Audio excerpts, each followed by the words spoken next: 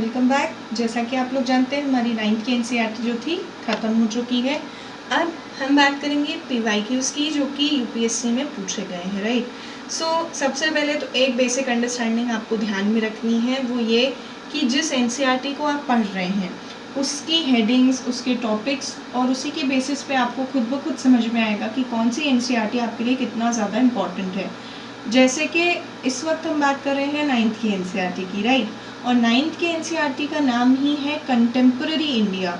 इसमें जो भी आपके पीवाईक्यूज़ हैं इससे रिलेटेड, इसके टॉपिक से रिलेटेड, वो सारे के सारे आपके इंडियन ज्योग्राफी का पार्ट बनते हैं, राइट। और इंडियन ज्योग्राफी का अगर आप देखो अभी की डेट में तो with respect to current affairs जो वेटेज है काफ़ी अच्छा है, राइट। इंडियन ज्योग्राफी से आपको कम से कम ज्योग्राफी में पूछे जाने वाले 20 क्वेश्चंस की अगर मैं बात करूँ, ऑन एन एवरेज 20 क्वेश्चंस, तो उसमें से 3 से 4 आपको इंडियन ज्योग्राफी के क्वेश्चंस भी मिलते हैं। हो सकता है उसमें से कुछ स्टैटिक्स भी होते हैं और कभी कभी कुछ रिलेटेड टू करंट अफेयर्स भी होते हैं, राइट। करंट अफेयर्स के क्वेश्चंस आप तभी सॉल्व कर पाते हो जब आपको बेसिक जो फंडामेंटल्स हैं वो पता होंगे, राइट। तो चलिए शुरू करते हैं इन पीवाईक्यूज़ को। सबसे पहले यूपीएससी प्री 2016 का question, which of the following is the tributary और ट्राइब्यूटरीज ऑफ द ब्रह्मपुत्रा। ठीक है, तो ब्रह्मपुत्रा की ट्रिब्यूटरीज का डायरेक्ट क्वेश्चन पूछा आपसे। ऑप्शंस में आपको 3 नाम दिए हैं। सबसे पहले आपको दिया है दिबांग, लोहित एंड कामेंग। ठीक है, अब आपको पता है दिबांग के बारे में हम जानते हैं, दिबांग और लोहित ये दोनों ही जो है हमारा जो असम रीजन है, राइट, वहाँ पर ये दोनों रिवर्स हमको देखने को मिलती हैं, तो हमको इन दोनों के बारे में मालूम है। अब सवाल उठता है कामेंग का, तो यहाँ पे सिचुएशन थोड़ी सी डाउटफुल हो गई। इसको सॉल्व करने के लिए अब आप ऑप्शंस देखो अगर, only 1 is not the right answer क्योंकि 2 भी चाहिए। फिर 1 and 3 can not be the right answer because आपको मालूम है कि लोहित एक ट्रिब्यूटरी है। सेम गोज दैट कि यहाँ पर 2 तो आ गया लेकिन 1 नहीं आया। ऐसा ऑप्शन जिसमें 1, 2 दोनों थे उसमें साथ में 3 भी था। इसका मतलब ये हुआ कि इस क्वेश्चन का जो राइट आंसर है वो ऑप्शन डी है। और यहाँ पर जो कामेंग है it is also a tributary of Brahmaputra, ये आपको पता होना चाहिए। इन केस अगर आपको कभी इस रिवर के बारे में नहीं पता, अगर 3 ऑप्शंस में से भी ऐसा होता है कि आपको सेकेंड के बारे में नहीं पता, तो ये कहलाता है जो गेसिंग मेथड जिसको हम कहते हैं, या फिर आप कह सकते हो कि एक तरीके से आप क्या कर रहे हो, इलोप कर रहे हो। जो भी आंसर्स आपके हैं उनमें से आप चूज कर रहे हो and then you are using the eliminating method to get the right answer. Next question है यूपीएससी प्री 2015 से। क्वेश्चन है in which of the following states do the tropical wet evergreen forest occur. जब हम लोगों ने natural vegetation वाले chapter को पढ़ा था, हमको मालूम है कि ट्रॉपिकल वेट एवरग्रीन फॉरेस्ट कौन कौन से स्टेट्स में होते हैं, राइट। हमारे पास ऑप्शंस कौन कौन से हैं, अरुणाचल प्रदेश, हिमाचल प्रदेश एंड मिजोरम। तो हमने जब नॉर्थ ईस्टर्न स्टेट्स की बात, ट्रॉपिकल एवरग्रीन फॉरेस्ट जो होते हैं जनरली उस एरिया में होते हैं जहाँ पर एनुअल रेनफॉल 200 और मोर देन 200 सेंटीमीटर का होता है, राइट। अब रेनफॉल की बात अगर करें तो हमको ये मालूम है कि सीजनल रेनफॉल के मामले में भले ही नॉर्थ ईस्टर्न पार्ट जो है हमारा कमज़ोर है, लेकिन वहाँ पर क्योंकि विंटर सीजन में वेस्टर्न डिस्टर्बेंस, साइक्लोनिक एक्टिविटीज़ की वजह से भी बारिश होती है, तो वहाँ का जो एनुअल रेनफॉल है वो अप्रॉक्सीमेटली 200 टू अबव के आसपास चला जाता है, ठीक है। हिमाचल प्रदेश जो है हमारा वो नॉर्थ ईस्टर्न पार्ट में नहीं है, वो कहाँ है, JNK के जस्ट नीचे, राइट। लोकेशन वाइज अगर आप देखने जाओ तो हिमाचल प्रदेश में उतना रेनफॉल नहीं होता, इसीलिए ट्रॉपिकल वेट एवरग्रीन फॉरेस्ट का वहाँ पे होने का कोई चांस नहीं बनता। अब यहाँ पे ऑप्शंस में क्या है, 1, 3 बचे कौन, अरुणाचल प्रदेश और मिजोरम, जो दोनों क्या है, नॉर्थ ईस्टर्न स्टेट्स हैं। इस हिसाब से right answer will be here C, that is 1 and 3, right. अब इस क्वेश्चन में अगर आपको यही नहीं मालूम है कि ट्रॉपिकल वेट एवरग्रीन फॉरेस्ट के लिए रेनफॉल की रिक्वायरमेंट है, कितने रेनफॉल की रिक्वायरमेंट है, और कौन कौन से रीजन्स आपके देश में ऐसे हैं, आपकी कंट्री में ऐसे हैं जहाँ पर ये रेनफॉल होता है, तो आप कैसे आंसर टिक कर पाएंगे, राइट। आपको क्या है, बेसिक्स को भी क्लियर रखना है और साथ ही साथ में अपने बेसिक्स को ब्रश अप करना है with the help of current affairs. अब बात करते हैं एक और क्वेश्चन की, यूपीएससी प्री 2015 का क्वेश्चन है ये। विच one of the following pairs of states of India indicates the eastern most and the western most states of India. अब आपका सबसे ईस्टर्न स्टेट और सबसे वेस्टर्न स्टेट का पेयर कौन सा है ये पूछा गया है, राइट। सो वैसे तो इसका आंसर आपको डायरेक्टली पता होना चाहिए। इसका आंसर राइट तो ऑप्शन डी ही है, अरुणाचल प्रदेश एंड गुजरात। लेकिन जिन लोगों को नहीं पता उनके लिए बता देते हैं। चलिए देखिए, Assam and Rajasthan can not be, क्योंकि असम जो है इनसाइड है, राइट। असम एक्चुअली में अरुणाचल प्रदेश के नीचे आता है, और अगर आप लैटिट्यूडनल पोजीशन देखने जाओगे तो अरुणाचल प्रदेश एक हायर लैटिट्यूड पर है, और लॉन्गिट्यूड वाइज भी उसका जो एक्सपेंशन है वो ज़्यादा है एज़ कम्पेयर टू असम। और इस वक्त हमको ईस्टर्न मोस्ट और वेस्टर्न मोस्ट स्टेट्स देखना है। तो ईस्टर्न मोस्ट और वेस्टर्न मोस्ट हम कैसे देख रहे हैं? On the basis of longitudinal expansion.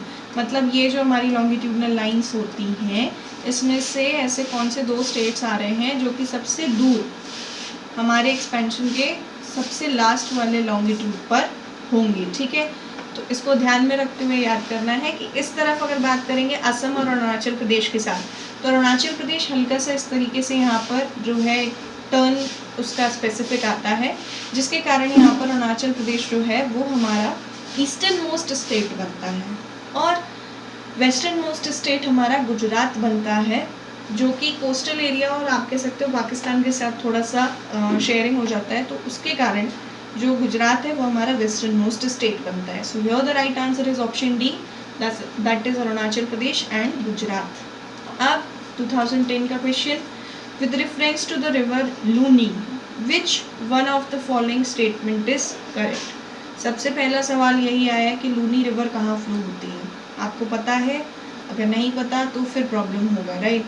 So river Luni जो होती है आपकी राजस्थान रीजन में, आपको मालूम है फ्लो होती है डेजर्टिक रीजन में, एंड आफ्टर सम टाइम वो क्या होता है कि आपके ड्राई सीजन में, समर सीजन में तो वो पूरे तरीके से गायब हो जाती है, ठीक है।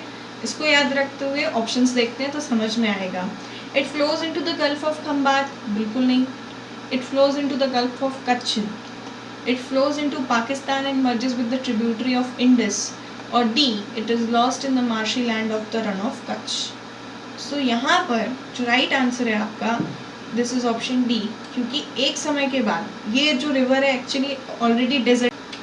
लूनी रिवर के बारे में जब हम बात करेंगे तो हमको ये बात का ध्यान रखना है, और साथ में ये भी याद रखना है कि इसका जो फ्लोइंग पैटर्न है एक इनवर्ट फ्लोइंग पैटर्न है, जो कि राजस्थान के सेमी एरिड जोन में फ्लो करती है। तो होता ये है कि 495 किलोमीटर के साउथ वेस्टर्ली डायरेक्शन में ये राजस्थान में फ्लो करती है, और फिर डिसअपियर हो जाती है रण ऑफ कच्छ के मार्शी लैंड में। मतलब इसका ऐसे आप देखने जाओगे अगर कि वाटर रिक्वायरमेंट को ये किसी रीजन की पूरा करेगी या नहीं, तो उतना ज़्यादा तो नहीं करती है, बट हाँ काफ़ी हद तक एक रिवर है जो आपके राजस्थान के डेजर्टिक रीजन में फ्लो हो रही है, और कहीं ना कहीं थोड़ी बहुत जो वाटर रिक्वायरमेंट्स है पूरी कर रही है। After a time dry season में तो पूरी तरीके से एक्सटेंड हो जाती है ना। तो ड्राई सीजन में आपको ये बिल्कुल इनविजिबल हो जाएगी, पूरी तरीके से गायब हो जाएगी, और उसके बाद फिर दिखाई दे सकते हैं, ठीक है। सो अब बात करते हैं नेक्स्ट क्वेश्चन की, जो कि है 2010 के पेपर का।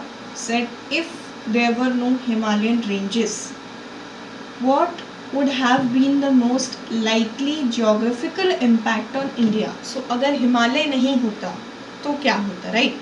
So it is the question that geographical impact की अगर बात की जाए तो किस तरीके से होते। तो सबसे पहला तो ये दिया है much of the country would experience the cold waves from Siberia, that's the truth। Indo-Gangetic plain would be devoid of such extensive alluvial soil, this is also truth।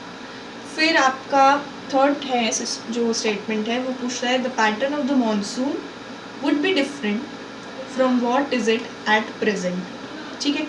तो बेसिक अगर नॉलेज की बात की जाए, सबसे पहले बात करें पैटर्न ऑफ द मॉनसून वाले स्टेटमेंट की, तो अभी जब हम लोगों ने क्लाइमेट पढ़ा था, हमने हमारे मॉनसून क्लाइमेट को जाना था, हमें ये मालूम है कि हमारी कंट्री में अगर स्पेसिफिक बात की जाए इंडिया की, तो हिमालयाज जो हैं रेनफॉल में, और जो रेनफॉल पैटर्न है उसमें बहुत ज़्यादा इन्वॉल्वमेंट हिमालयाज़ का भी नज़र आता है। क्यों? क्योंकि हिमालयाज़ के अपर साइड जब हम बात करते हैं टिबेटियन प्लेट्यू जो सिचुएटेड है उसकी होती है हीटिंग, और उसके हिसाब से फिर हमारे जो लो प्रेशर कंडीशंस है, जो हाई प्रेशर कंडीशंस है, उनका एक साइकिल का जो फॉर्मेशन है वो होता है। आफ्टर इट हमारे यहाँ पर मानसून जो है वो आता है, रेनफॉल होती है, ठीक है।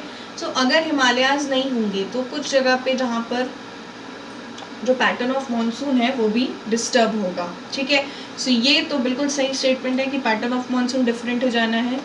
उसके बाद इंडो गैंगेटिक प्लेन जो है, ऐसी एक्सटेंसिव एलुवियल सॉइल इसको नहीं मिल पाएगी। क्यों नहीं मिल पाएगी? क्योंकि भाई हिमालय से ही तो रिवर्स आ रही हैं, जो रिवर्स आ रही हैं वो अपने साथ हिमालय से ही ढेर सारे डिपॉजिट्स लेकर आ रही हैं और उसको फिल कर रही हैं, जिसकी वजह से एलुवियल सॉइल बनता है, जो कि काफ़ी ज़्यादा अच्छा फर्टाइल होता है हमारे इंडो गैंगेटिक प्लेन के लिए। And much of the country would experience the cold waves from the Siberia, which is also truth, right. हम जब फर्स्ट चैप्टर पढ़ रहे थे एनसीईआरटी का, हमने बात करी थी इस बारे में कि जो भी कोल्ड वेव्स आती हैं, जो भी कोल्ड विंड्स आती हैं, उनसे साइबेरियन कोल्ड विंड से हमारी जो प्रोटेक्शन लेयर है, प्रोटेक्टिव लेयर है, वो कौन बना रहा है? तो हिमालय ही बना रहा है। तो हिमालय हमारे लिए ये तीनों काम करके दे रहा है। So here all the three statements are correct, so the right answer will be D. अब एक question 2009, at which one of the following places do two important rivers of India originate? While one of them flows towards the north and merges with the another important river flowing towards the Bay of Bengal, the other one flows towards the Arabian Sea. एक ऐसी location की बात यहाँ पर की जा रही है जहाँ से दो important rivers निकलती हैं, उनमें से एक जो है नॉर्थ साइड की तरफ ट्रैवल करती है और उसी एरिया की एक इम्पॉर्टेंट रिवर से जाकर के मर्ज होती है, जो बे ऑफ बंगाल को मिलती है। इसके अलावा जो सेकंड रिवर निकलती है वो अपने आप अरेबियन सी की तरफ चली जाती है। सो लोकेशंस की बात करते हैं। सबसे पहले कौन कौन सी लोकेशंस हैं? अमरकंटक सबको पता है, एमपी में सिचुएटेड है। जिनको नहीं पता है उनकी जानकारी के लिए बता दें। उसके बाद Badrinath, everybody knows. Mahabaleshwar is in Maharashtra and Nashik is also in Maharashtra, ठीक है। नासिक में तो जो रिवर आप लोगों ने लोकेशन देखा है, गोदावरी रिवर होती है। सो यहाँ पर तो इसका कोई ऐसा सेकंड इम्पॉर्टेंट रिवर का सिग्निफिकेंस नहीं दिखता। महाबलेश्वर के साथ भी ऐसा ही है। सेम गोज विद बद्रीनाथ से एक ही रिवर जो है अलकनंदा, वहाँ से निकलती है। देन जब वो फिर गंगा के साथ मिलती है देवप्रयाग में, रुद्रप्रयाग में, तो उसके बाद हमारे जो गंगा का नोमेनक्लेचर है वो होता है, राइट। सो बद्रीनाथ भी नहीं है। Here the right answer is option A, Amarkantak. Amarkantak से निकलती हैं दो नदियाँ, कौन कौन सी? सबसे पहली तो नर्मदा, सभी को पता है। सेकंड है सोन। जो सोन नदी है, that is the Son river, ये आपकी जाती है नॉर्थवर्ड्स ऑफ मर्ज होती है वहाँ की रिवर्स के साथ और बे ऑफ बंगाल में गिरती है। जबकि हमारी जो नर्मदा रिवर है वो जाती है in the gulf of Khambhat and then it merges into the Arabian sea, right.